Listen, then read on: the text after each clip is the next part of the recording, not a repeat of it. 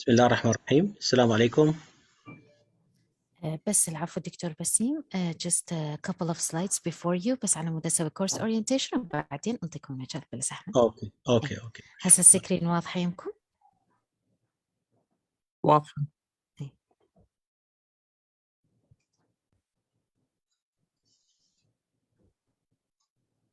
اوكي، طبعا بداية ألف مبروك للعراق، لأنه أكيد الكل قاعد يسمع الاحتفالات اللي هسه تصير بالشارع. Good evening everyone. Welcome to the training course in teaching skills brought to you by the Medical Education Subgroup in RCP London Iraq Network. This is Omnia, a newly graduated doctor from Baghdad University College of Medicine. I'm a member in the Medical Education Subgroup and very much interested in medical education. In fact, that interest, to be honest, began back in 2019 when I was a couple of years, 19 years old. I remember the lecture that Dr. Hilal Safar gave us. It was about adult learning theories, and the lecture left a huge impact on me to the degree that I went back home, digging deep into the subject and growing my interest toward medical education. Months that followed, I enrolled in many courses and went to 2 conferences in that year related to medical education and volunteered myself to advocate about medical education. Years after that, I am here now preparing myself to take a degree in medical education in the future, inshallah, with the hope to change my country for the better. I knew from the moment that Dr. Hilal left us at that lecture hall that medical education will be my future career. He inspired me greatly and motivated me to develop myself. And I think a huge generations that Dr. Hilal and many other teachers have motivated in their career. Many great teachers like him we have encountered. I'm sure you've all been to a similar scenario where a teacher motivated you to be the best version of yourself. Huge thanks to all those teachers and especially to you the most, Dr. Hilal. So everyone, that's what we will talk about in this module, the good teacher. We hope by the end of this module to focus on the 8 roles of the medical teacher, motivate the students to develop themselves to be good teachers in the future, to explore the skills needed for better teamwork, and to outline the importance of faculty development. And we have the best teacher for this module, Dr. Baseem Natheer. Dr. Baseem is a consultant otolaryngologist. He's a lecturer at the Al-Iraqia University College of Medicine. He's a member of the National Assessors Team in the National Council for Accreditation of Medical Colleges in Iraq. And he's the head of the Medical Education Unit, College of Medicine in Al-Iraqia University. He's a member of the Association of Medical Education in Europe since 2014, and he's an AME specialist and has a certificate in medical education. Dr. Baseem will tell us about the qualities of good teacher for about 45 minutes, and then we will go back into 10 minutes for question and answers for your discussion at around 9 o'clock, and then 10 minutes of break, and then we would go back into talking about a bit about the attributes of teacher, including the teacher as a researcher. We will close the session at around 10 o'clock with your opinions and remarks.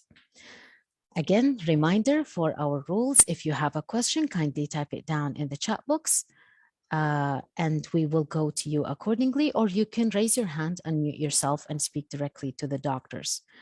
Please do not speak while the teachers are speaking.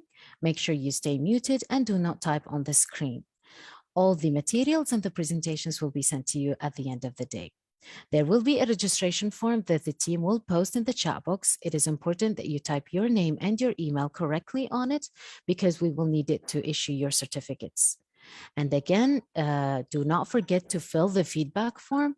The team will post the feedback form in the chat box, so do not forget to fill it. We also need it for the development of this course and of course for issuing your certificates. And finally, follow us on our social networks. The team again will post all their social links in the chat box, so make sure that you follow all of them in order to not miss our news and updates. Thank you so much, and back to you, Dr. Baseem. شكرا دكتور أمنية على النايس presentation. السلام عليكم. Today our talk will be about the qualities of the good medical teacher. صراحة الموضوع يعني ما ممكن يغطى بوقت 30 أو 45 أو حتى ممكن ساعتين نحكي وما تخلص الحكي. بس نحاول نركز على الأمور الأساسية اللي يحتاجها. Shall we speak just in English or English and Arabic, Dr. Hilal? العفو دكتور. We have a couple of just Kurdish. English? Yes, preferably because we have Kurdish participants. Okay. We will just recognize the basics of the basic roles of the medical teacher to be a good medical teacher, to be towards the excellence in medical teaching. So learning objectives are today's presentation. By the end of this presentation, you will be able to recognize the different roles of the medical teacher, the important roles. Second objective is to evaluate the importance of these roles in the progress and advancement of medical education in medical school. And third objective is to recognize the qualities of the good medical teacher, which are certainly every medical teacher hope he will be the best medical teacher in his medical or her medical school. So what does it mean to be a teacher? Here are some thoughts on what it is to be a teacher. To teach is to help someone learn something more quickly than he would learn it by trial and error. يعني to say it is the job of the medical teacher is to facilitate learning of others, not just transform or to convey information. Another by Anatole France, the whole art of teaching is only the art of awakening the natural curiosity of young minds for the purpose of satisfying it afterwards. Another one, to teach is to transform by informing, to develop a zest for lifelong learning, to help pupils become students, mature independent learners, architects of an exciting, challenging future. And the man who can make hard things easy is the educator. So this is the main role of the medical teacher, is to make things being easy, to make practicing and getting knowledge more easy for the students. Here are the essential elements in every teaching program. The teacher is one of the three elements. Although in the recent years, all medical schools all over the world, after the advancement in medical education, they only towards the moving towards the student-centered approach, but still the teacher has its role in the teaching program. Every teaching program, every curriculum could be succeeded and could be felt by the medical teacher. What does a medical teacher do? Here we can talk about what we know about the medical teacher job. Delivering a lecture, for example, teaching students in a clinical setting for the clinical teachers, taking responsibility for a lab or practical class, assessing students. So Squires in 1999 asked the following: what are the teachers there for? If they were not there, how would we miss them? And would we in fact miss them? What do teachers do for students that they cannot do for themselves? So here all the sentences just trying to recognize that the teacher has an essential role in the delivering of the curriculum, in facilitating learning for the students, and for the success of the medical program. This will lead us to the key question: what is the teacher function or role in the education program? In AME Guide number 20, which was published in 2000, and the Professor Harden was the author, the good teacher is more than a lecturer. Here we can see the previous version of the 12 roles of the medical teacher. In our presentation today, we are talking about the 8 roles, and in this previous version, the first version of the AME Guide number 20 discussed or classify the roles of the medical teacher into 12 roles. You can see that assessor, facilitator. Just a minute to laser pointer. Here, this section is for assessment. whether student assessment or whether curriculum evaluation. This section is as a facilitator, whether mentor or learning facilitator. This section is the role model on the job role model, for example, in the outpatient department, in the clinic, in the hospital setting, in the emergency department, and the teaching role model in the lecture hall or in the lab. Information provider, whether in the classroom or in the clinic. Resource developer, whether resource material creator or study guide producer. And as a planner, curriculum planning is one of the essential roles of the medical teacher, and as a course organizer. This section towards the teaching expertise, this section, this side to the medical expertise, this with the student contact, learning facilitator and role model, and this is student at a distance.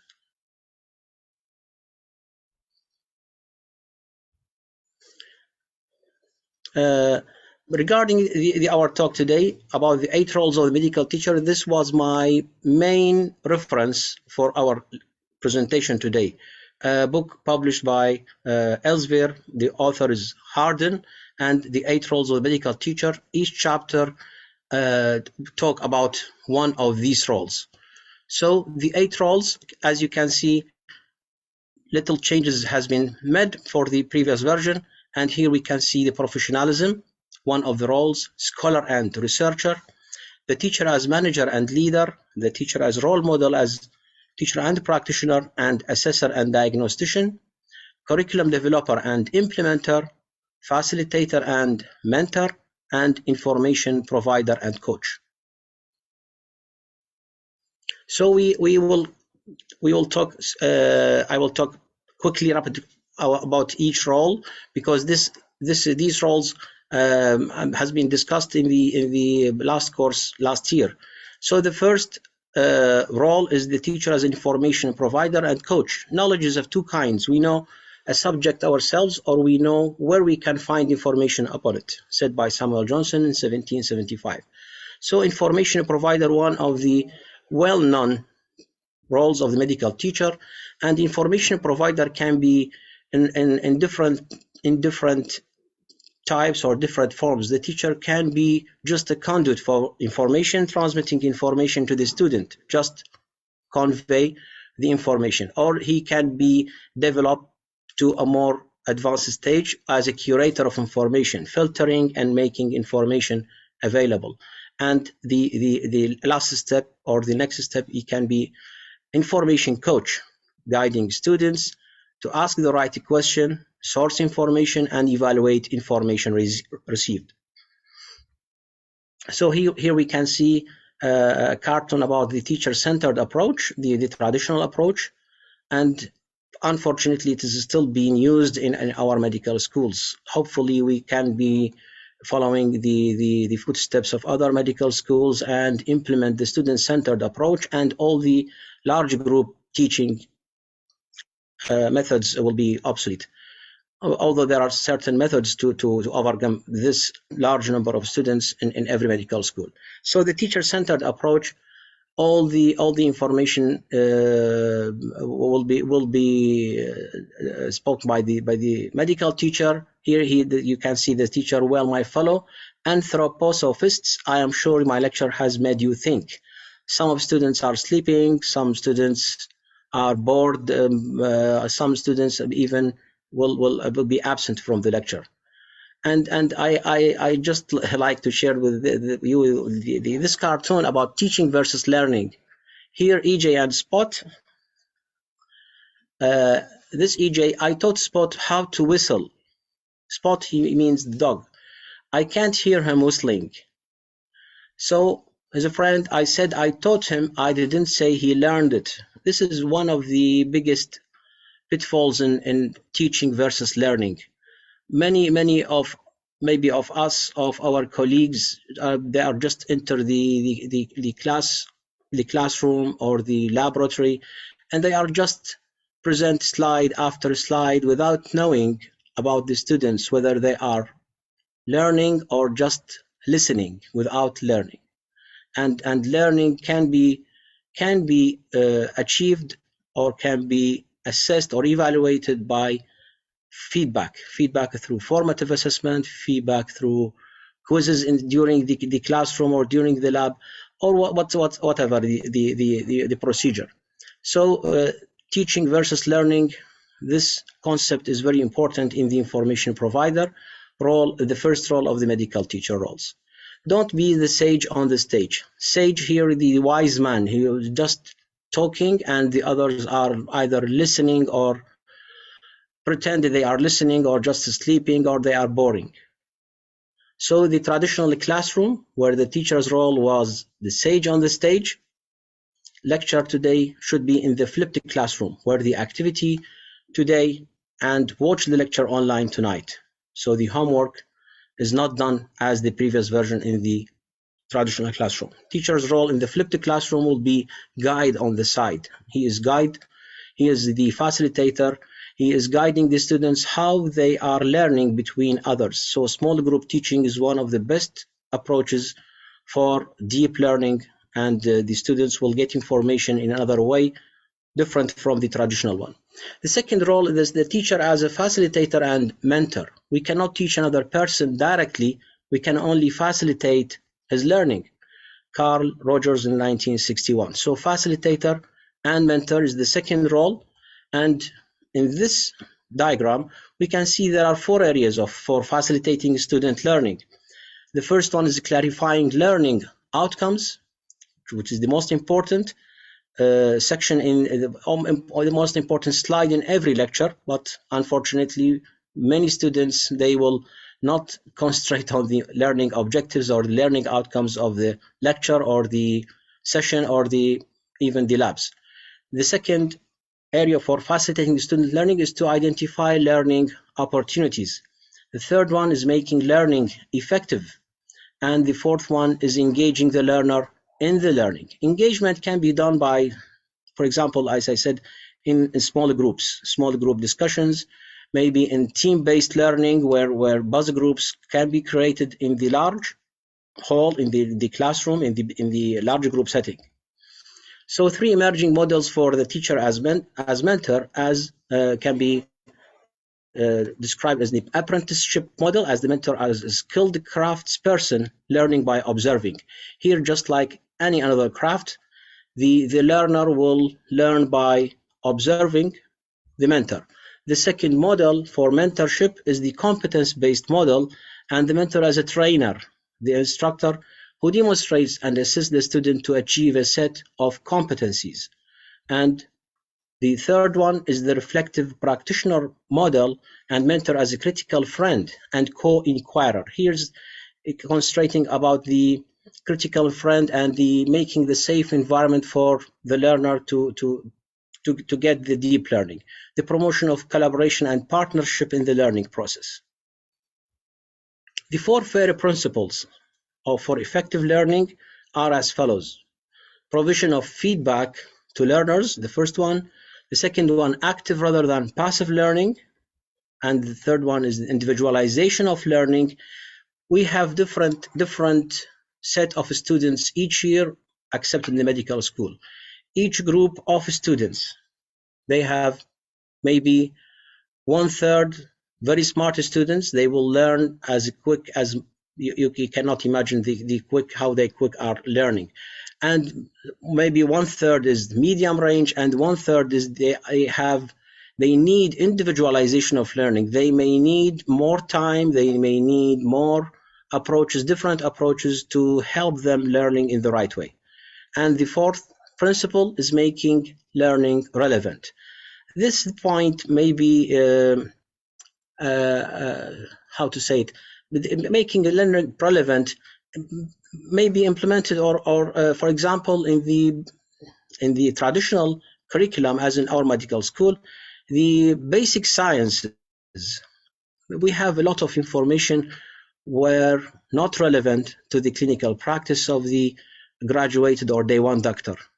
All of these information were deleted, and the curriculum was re-evaluated and reformed. So making learning relevant is one of the principles for effective learning. So the mnemonic FAIR principle is one of the essential principles for effective learning for students. The third role is the teacher as a curriculum developer and implementer. The curriculum should be developed and implemented and evaluated and assessed by medical teachers, not only the council of the college, not just the heads of departments. Every medical teacher in the school should have a role in the development and implementation of the curriculum. Otherwise, the curriculum will not be implemented in the right way. As educators, we are only as effective as what we know. If we have no working knowledge of what students studied in the previous years, how can we build on their learning? And this can be applied for the traditional curriculum, where the basic sciences departments, as the departments of anatomy, biochemistry, physiology, whatsoever, if every department will work by its own, and there are no links between departments. Every department do not know what are going on in the other department, and they are out of cover what will be next in the second or third or fourth year. So this compartmentalization should be deleted, and all departments should be melted in one department. If we have no insight into the curriculum in later grades, how can we prepare learners for future classes? This is by Hayes Jacobs. Your role as a curriculum developer and implementer can be summarized. The medical teacher should be familiar with the school's curriculum, and he should plan and implement your course in the line with the school's curriculum. That's to say, not مثل ما نقول ما يصير يعني يغرد خارج السرب أو يطير خارج السرب. Every medical teacher should follow the school's curriculum and in the guidelines of that school. And the third role is to evaluate the curriculum and plan for changes. Evaluation of the curriculum can be done yearly or twice yearly for planning of changes in the next year. So what educational strategies should be adopted? The SPICES model, as explained by Professor Hussam last week, was described in 1984 by Harden and recently updated in 2017. It provides a framework around which you can assess the educational strategies of the curriculum on 6 dimensions: the students-centered versus the teacher-centered in the traditional curriculum, the problem-based presentation or presentation-based versus the information-based in the traditional strategy, integrated and the SPICES versus the discipline-based, integrated what that was implemented in 5 medical schools in our country, and community-based rather than hospital-based, electives rather than uniform program, and systematic approach instead of apprenticeship-based or opportunistic approach. So the SPICES model is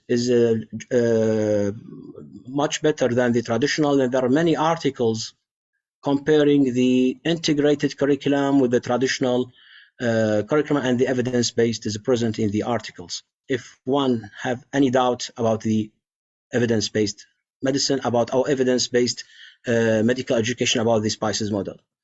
The fourth role is the teacher as an assessor and diagnostician. In one way or another, most practicing physicians are involved in assessing the competence of trainees, peers, and other health professionals. Epstein, 2007. So assessment, I think it is one of the main roles of the medical teacher that should be mastered, because assessment is the final step, maybe in so as we can know that the students have learned or the students did not, or the assessment if was not doing what we need to do, so the assessment will be not valid. So the assessment, each assessment have a criteria. The teacher's responsibilities as an assessor can be summarized in the following diagram. The teacher should be familiar with the school's approach to assessment, plan and implement assessment of learners for their course, decide about learners' performance and progress. Here the point is somewhat it's critical. Decision about learning performance should be guided. I mean, for example, in the OSCE stations, there are checklists. Even in the checklist, The decision about the learner performance should be monitored, should be guided, and every medical teacher should be trained how to check the mark of the student, whether it is done or not done very well. The fourth point is to provide feedback to learners. Feedback may be very important in the and could be done in every formative assessment. Formative assessment for the assessment for learning, and the students can learn from their mistakes in the formative assessment, which is without any markings. And even the summative assessments with markings, we can provide feedback about some mistakes which might be fatal for the students in their future. So we can correct their mistakes, and we tell them, here is the wrong point, or here is the wrong answer, and why. And we just ask about why this mistake has been done by students. And the responsibility, another responsibility as an assessor, is to evaluate and change the assessment where necessary. Every assessment should have plan A and plan B. Whether any obstacle in doing the assessment, especially in the assessment, I mean the clinical assessment in the OSCE stations. For example, if one of the role player or one of the simulators in the mid of the exam and stopped cooperating with the examiners or the students, the plan B, we should have another one as a substitute.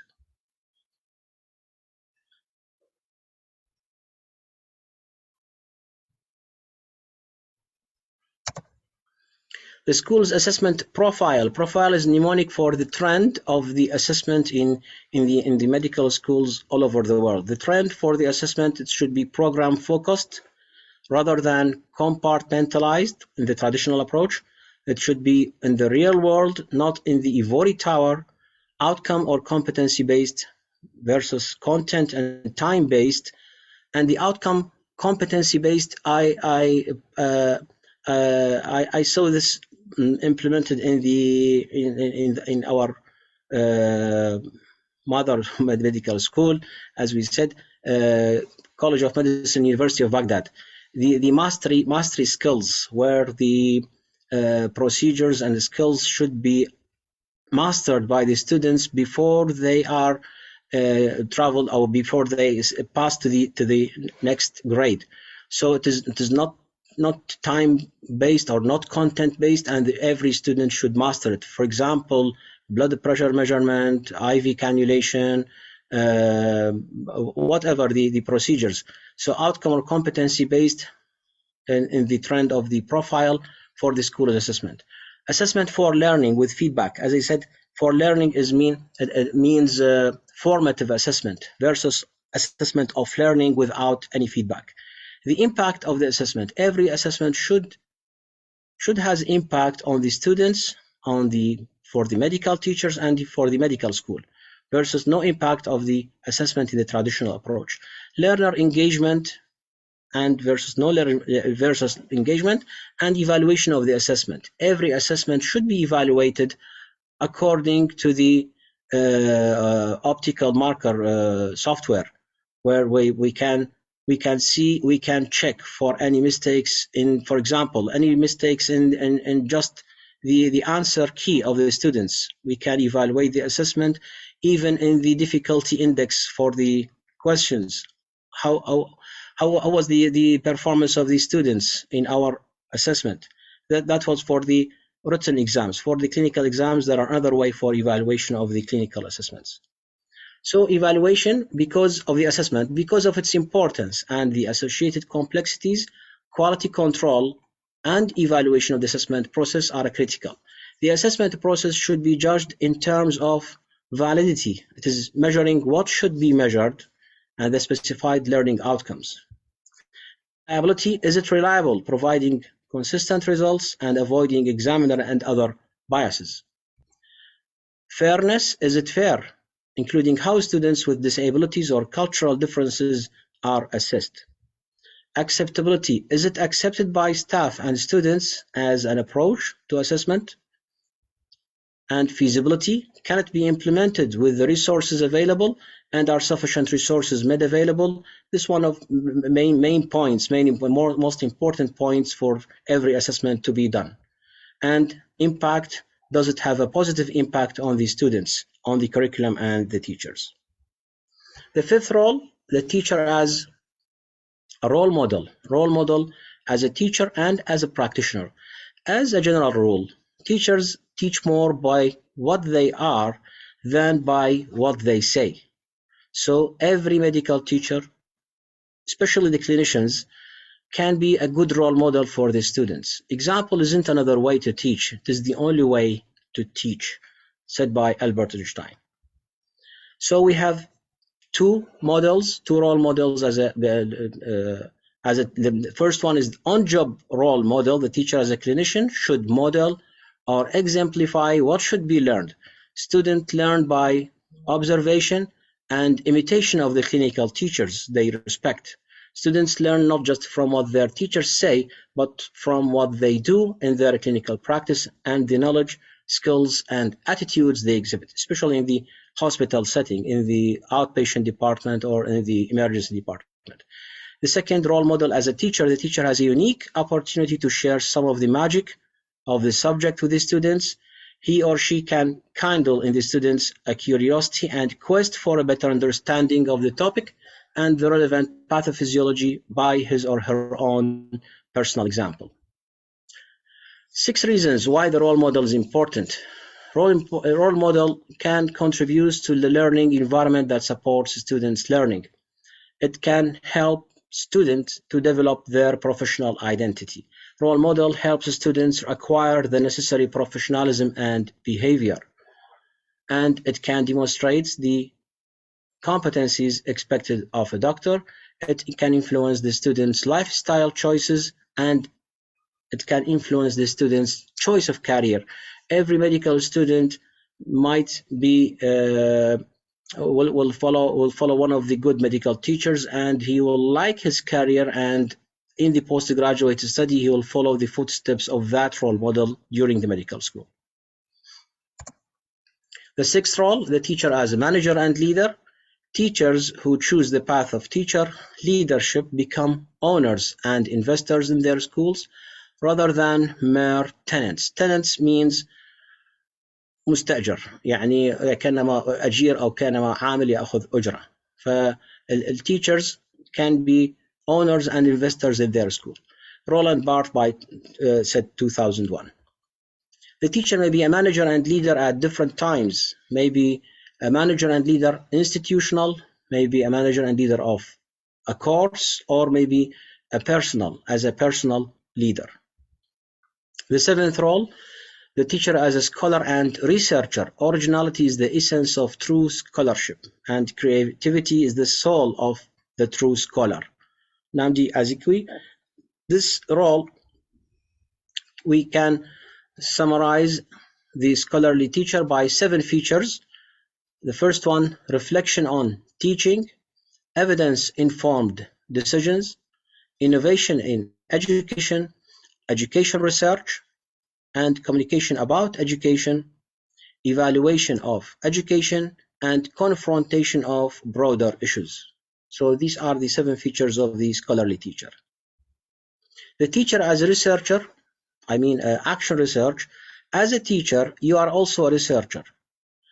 An unhelpful view of research in medical education is one where the teaching is seen as being done by the teacher, while the education research is done by an educationist or another teacher with training and qualifications in educational research. So even researches in medical education should be done by medical teachers beside their specialty. It is medical education is another specialty, and we can, or every medical teacher can develop its career by getting involved in the medical education research. Teachers should be seen not just as consumers of research, but as providers of research. And research should be not just for teachers, but by teachers. So this is the unhelpful view where we can see the wall between the medical teacher and the researcher. Here, I mean the researcher in medical education. The teacher as a professional, Professionalism is not a label you give yourself. It is a description you hope others will apply to you, said by David Meister, True Professionalism. I think it's a book. So professionalism, the last but not the least role of every medical teacher. Professionalism can be defined as a concept associated with the education, training, attitudes, and ethical practices of a group of workers or practitioners. It includes a regulated educational and training system that has specific standards that are monitored and maintained. It has an ethical framework concerned with good working practices between practitioners and their clients. Professionalism is characterized by a variety of reflective practices that practitioners engage in to maintain their skills. So professionalism as a teacher, here we can see this recognized standard of behavior and meeting professional responsibilities, acquisition of necessary competencies and keeping up to date, inquiring into and evaluating competence as a teacher, supporting personal well-being, one of the main factors for being professional, and civic professionalism. So, to summarize the 8 roles, the first one, as we said, the information provider. Here, the medical teacher can be a conduit for information, just conveying the information can be improved to be a curator, and even improved to be a coach for information, seeking, and core and threshold concepts. The second role was to be a facilitator, clarifying learning outcomes, identifying appropriate learning opportunities, making learning effective and efficient, engaging and motivating the student, and serving as mentor. The third role, curriculum developer, where the teacher can contribute to the school's curriculum, plan and implement on course, and evaluate the curriculum and plan for change. The fourth role was to be assessor. Here, the teacher contributes to the school's position on the assessment profile, plan and implement assessment of students for your own course, and monitor students' performance and progress, and provide feedback to students. The fifth role, role model shaping values, attitudes, and behaviors, and development of personal identity influencing career choices. Manager and leader, the medical teacher can engage with the decision-making process, managing elements in the curriculum, supporting change, and overcoming obstacles. As a scholar, the teacher identifies what works and what doesn't work. This decision, in the educational strategies, this should be evidence-based. Sometimes one of the procedures can work and sometimes will not. So every procedure can be substituted or changed to another one. Applying evidence to practice, research, and innovation, sharing your experiences with others.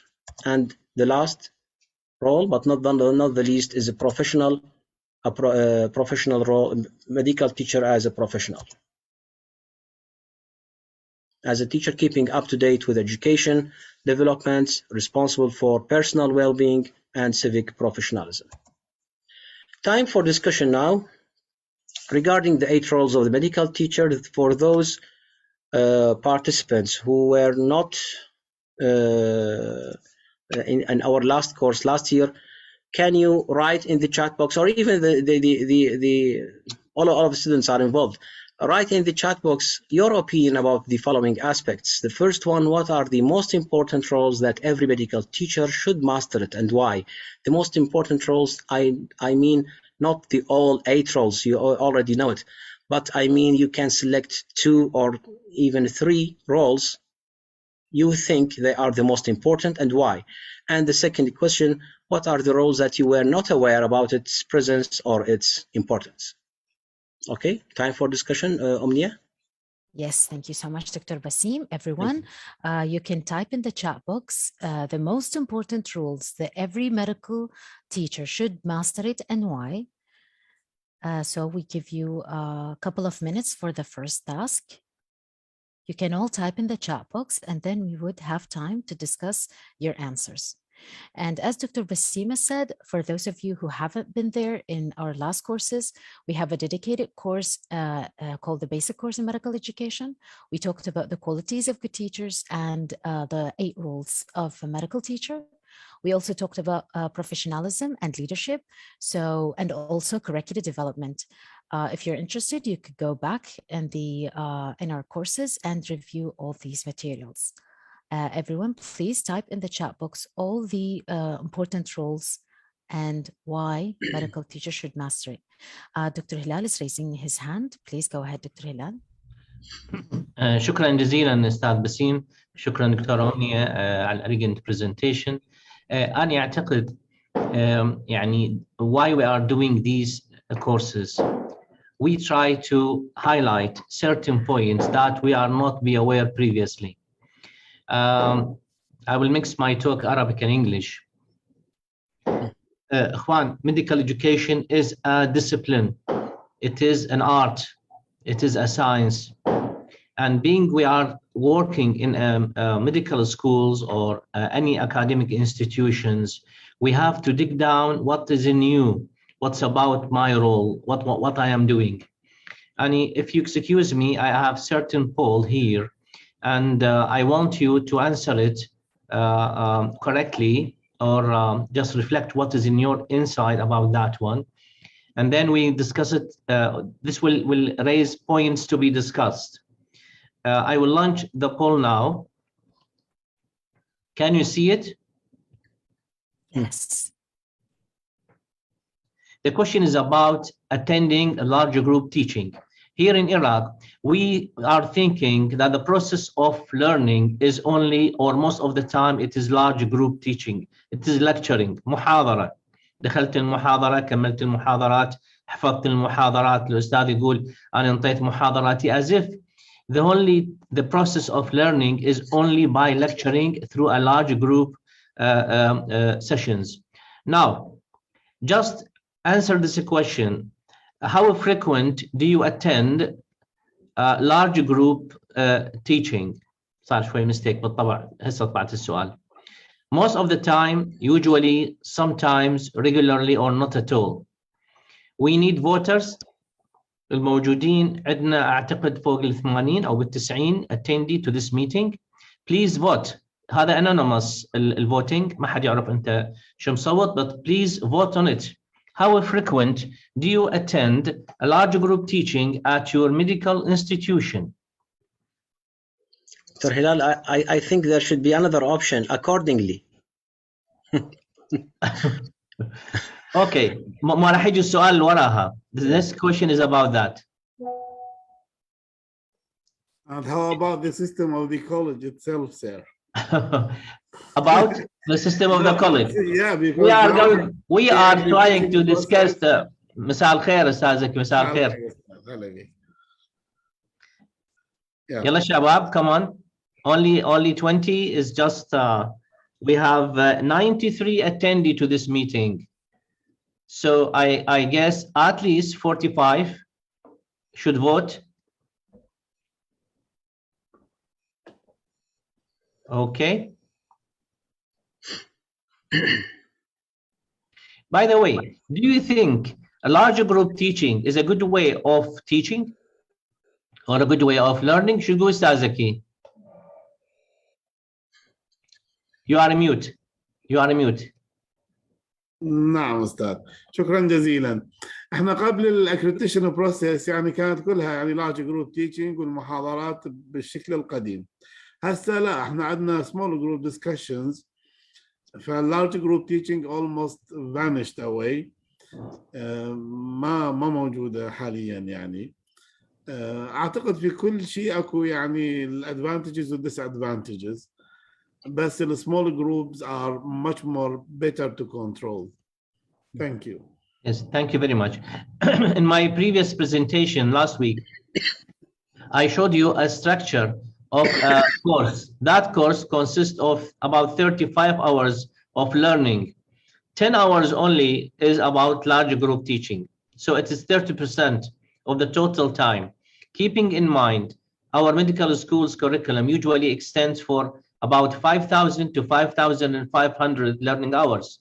And most of the times at our medical schools is with large group teaching.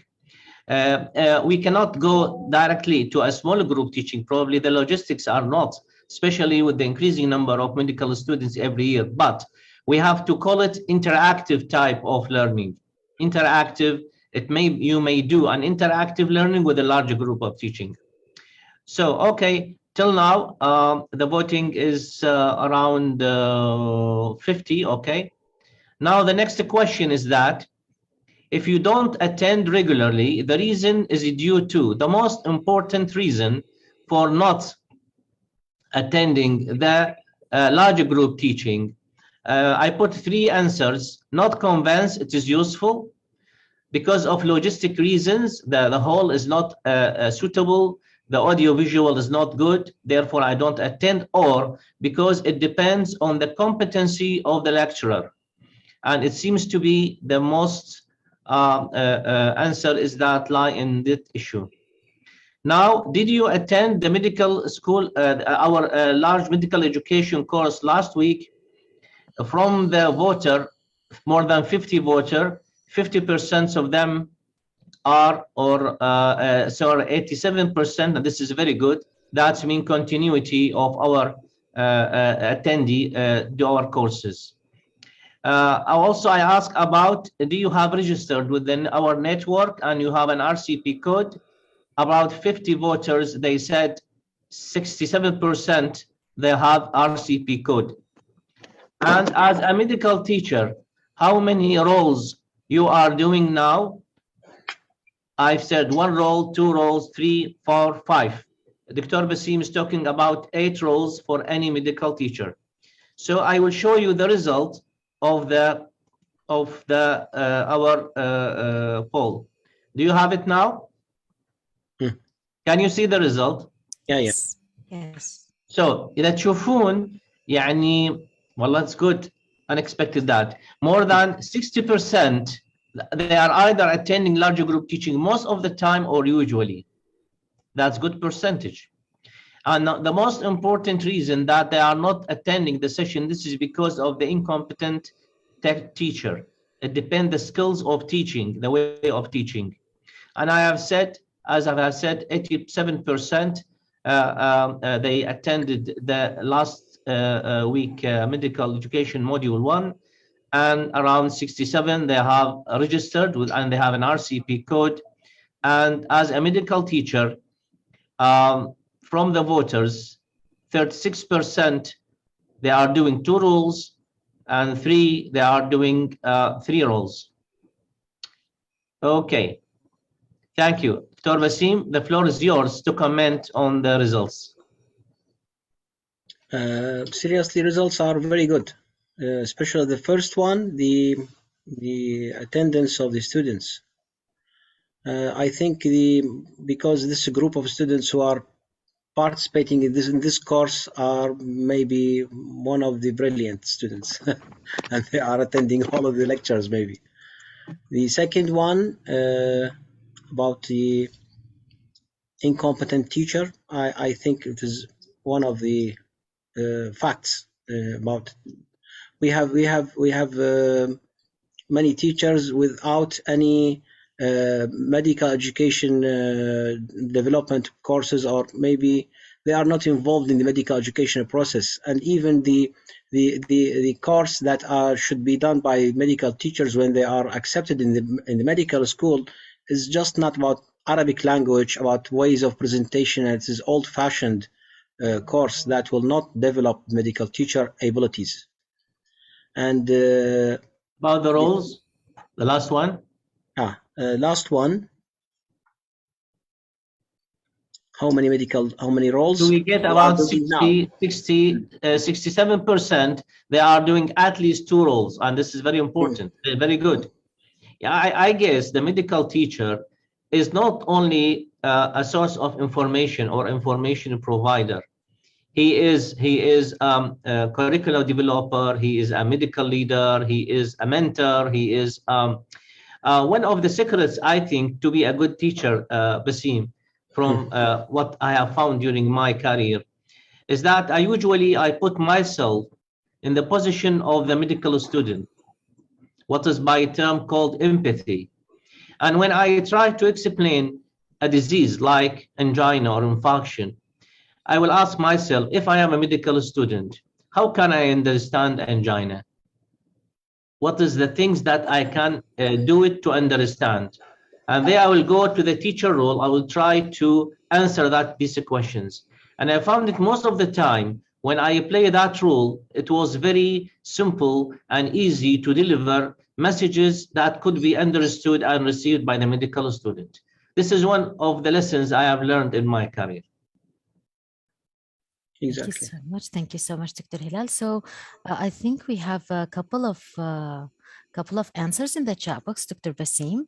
Hey. So we Okay. would go through them. Dr. Mustafa saying, I believe some of the most important ones is being a role model, as it raises up all the work standards, and lots of our students nowadays attend lectures based on who's delivering them, rather than the topic, not mentioning the role it plays in students selecting their branch or specialty for the future.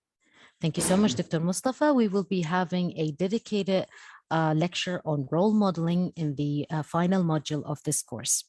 We have Dr. Luma saying professionalism and research as a medical education, as a discipline separated from other specialties.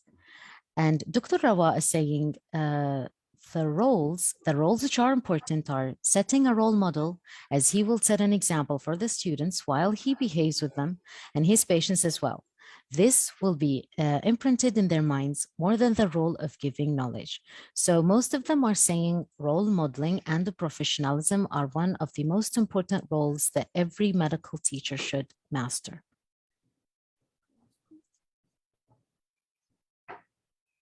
Just continue, Omnia. Yes, we have Dr. Nail saying, for the most important ones, I think being a role model and a good facilitator are the most important to ensure a high quality of education.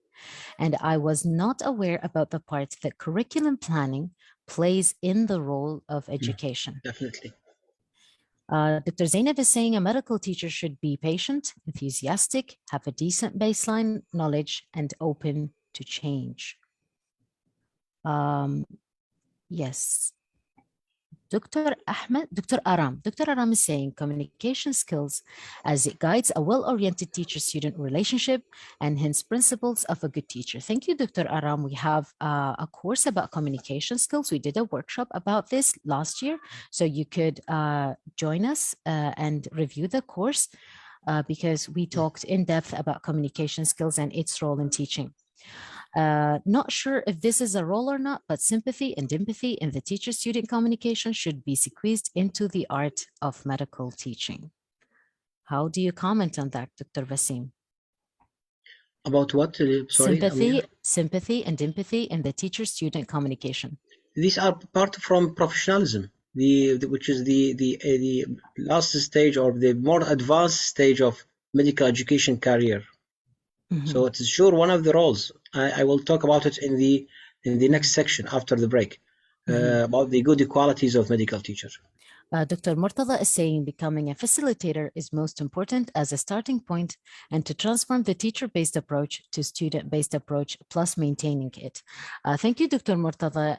Being a facilitator, especially by selecting the new graduates and the young teachers and young facilitators to help in the teaching process, especially with the huge increase in the size of students, accepted students in medical schools. Most of the answers are talking about research and role modeling. We have Dr. Dhikra Al-Wattar raising her hand. Welcome, Dr. Dhikra. We've all missed you here. السلام عليكم. عليكم السلام دكتورة. إن شاء الله كلكم بخير. آسفة الكاميرا مالتي is a faulty one, so you will see only or you hear only my voice. الحقيقة أنتم عندكم فد سحر كلش كبير. I tried my best to finish my work today to come and join your talk. And I am very pleased to see Dr.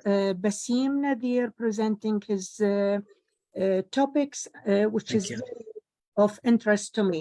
Now, coming back to the answers of what is the question is asking for, many of the participants has chosen that a role model is one of the most important. I totally agree with them because that is not only just important, the role model means a lot, starting with respecting the candidates who are going to listen, make the preparation up to date and make it very acceptable. So it needs a lot of preparation.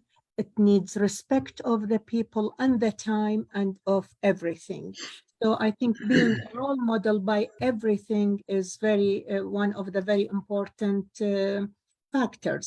Now, another thing I want to ask Dr. Naseem, you said something very nice, that a role model is not the main thing. Actually, it is the only thing to, did I get it right? The role model is not the main thing, but it is the only thing. I agree with you, but I thought this is the talk of not Albert Einstein, but his colleague who was, I think, before him, who is Albert Schweitzer. They are both Germans. Sorry, Doctora, the teacher as a role model, example? Yes. No, I mean, this is slide. Yes, this is the slide that a general rule. Example, no, the second one. Yes. Example isn't another way to teach. It is the only way to teach, which is very right. And I think it is written Albert Einstein. To my knowledge, I think there were another Albert, another German, very philosopher like Einstein, and his name is called Albert Schweitzer. He is 4 years ahead of Dr. Einstein or Prof. Einstein. It doesn't matter, but it was of interest to me to get the names right. I may be presenting something like this with a different name, and I don't want to mistake it. I think this mistake by the publisher or by the author, I may contact him for correct because this. What I know, that example is not the main thing in the teaching process, but it is the only thing. Okay, thank you. Yeah. Okay. Well, thank you. Very good talk, and we will continue to listen to you. Thanks a lot. Thank you. Thank you so much. We have Dr. Aram saying, one more input for me, and I'm a bit curious. In exceptional circumstances, when we commit to online mode, what challenges online teaching creates compared to in-person one when it comes down to applying the principles of good teacher and maintaining student-centered teaching? What challenges? Challenges when you are teaching online. How can you apply the things that we have just said? The good teacher communication when you are in an online mode. Well, the challenges for online teaching mainly how to keep the student motivated, and in the same time the students, you cannot see them. So this is one of the challenges, because it is impossible for every student to open the camera and you can watch all of the students, especially if the students number was large, maybe 100 or 200 students. You cannot keep watching them. So keeping the students engaged or actively engagement with the teacher is one of the main challenges. In addition to the challenges for the online technical, maybe the internet speed, maybe one of the students or more students may get disconnected and then get you have to admit them another time. So these are main challenges. But the online teaching was very it was the only way to keep our teaching during the last 2-3 years of the coronavirus. Thank you so much. We have Dr. Rawa. Sorry, we have Dr. Rawa saying attendance is a policy to force them to attend. while the thing that makes the student attend without force is the attitude of the facilitator or the lecturer, his attitude towards the lecture itself and the students, as well as the information he's giving. Thank you so much, Dr. Rawa. I think Dr. Baseem will talk after the break about the attitudes of a good teacher. So thank you so much for the comments. Anyone, if you have anything to add, you can raise your hand. Okay, Dr. Hilal, please go ahead. I have just a comment on the online teaching and the challenges. Actually, yes, the online teaching was of the way to deal with the challenges that was brought by COVID-19. But before COVID-19, the web-based learning is a very well-established mode of learning. It gives something that cannot be even found in face-to-face. Just imagine with me, if I am an ignorant teacher and I am giving a boring lecture for 150 students at a big hall, and no one is listening to me, it is the same as if I am sitting just behind my computer and talking with the students and they are not with me. It will be the same. Engagement is one of but the you can features. control, sorry, Doctor, you can control in the large classroom, in face-to-face, you can divide them into smaller groups, team-based learning, you can. Yes. So it depends. Also, you can do a breakout rooms, even by Zoom or other platforms. Without watching them, I think it's difficult. You can jump between them. What I am saying, it is a complementary. It is not a way of going to online teaching only when there are the circumstances doesn't allow face-to-face. There are certain criteria by doing formative assessment, by showing slides, especially in the basic side, histopathology slides, anatomy slides, pointing to it. There are few features and facilities that are present by the web-based learning that will be complementary to face-to-face learning. So both things we can get it better. It depends on the creation, the way of the behavior of the teacher. Thank you. Thank you very much. Thank you. Thank you so much, Dr. Hilal. Anyone, if you have any comments or remarks before we go into the break? Okay, thank you so much everyone for attending the first session. We are going now into a break for 10 minutes and then we would go back to continue the attributes of a good teacher. Thank you so much, Dr. Baseem. Thank you very much. And everyone, back to you after 10 minutes.